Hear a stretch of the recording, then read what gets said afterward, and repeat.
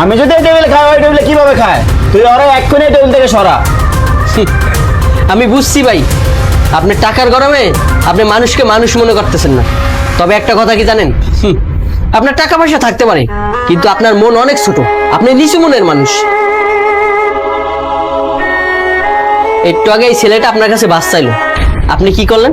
আপনি তো তাকে ভাত দিলেনই না, উল্টো আরো খারাপ ব্যবহার করলেন। টোকাই বলে তাকে আরো অপমান করলেন।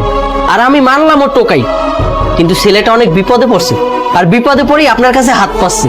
আর আপনি কি জানেন একটা মানুষ কখন মানুষের কাছে হাত পাতে? যখন সে অনেক বড় বিপদে পড়ে। এমনি এমনি কারোর সামনে হাত পাতে না ভাই। আর আমি এই ছেলেটার বিপদের কথা শুনে আমি ওরে খাইতে দিছি। এবার আপনিই বোঝেন আপনার ভিতরে আর আমার ভিতরে কতটা তফাৎ।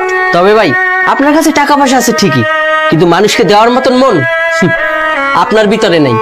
শোনেন ভাই, টাকা পয়সা নিয়ে বেশি বড়াই করেন না, আর টাকা পয়সা বেশি দিন থাকেও না। টাকা পয়সা নিয়ে কবরেও যাইতে পারবেন না।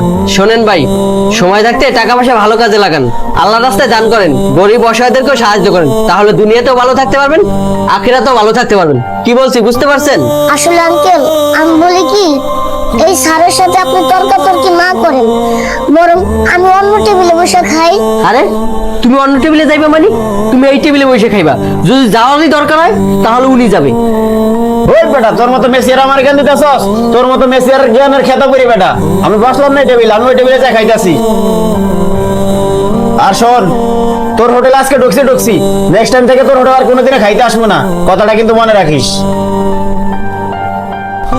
হ্যাঁ হ্যাঁ, যান যান। আপনার মতন কত কাস্টমারই দেখলাম। আচ্ছা ঠিক আছে বাবা, তুমি খাও, তোমার কিছু যদি লাগে আমাকে বলবা।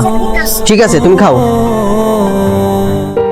এমন কিছু মানুষ আছে সামান্য কিছু টাকা পয়সার মালিক হয়ে গেলে নিম্ন শ্রেণীর মানুষদেরকে মানুষ বলেই মনে করে না। তাদের উদ্দেশ্যে একটা কথা বলতে চাই ভাই, অহংকার পতনের মূল। তাই টাকা পয়সা নিয়ে কখনো অহংকার করতে নেই। আমাদের ভিডিওটি ভালো লাগলে অবশ্যই লাইক কমেন্ট শেয়ার করে পেজটা ফলো দিয়ে আমাদের সাথে থাকবেন। ধন্যবাদ সবাইকে।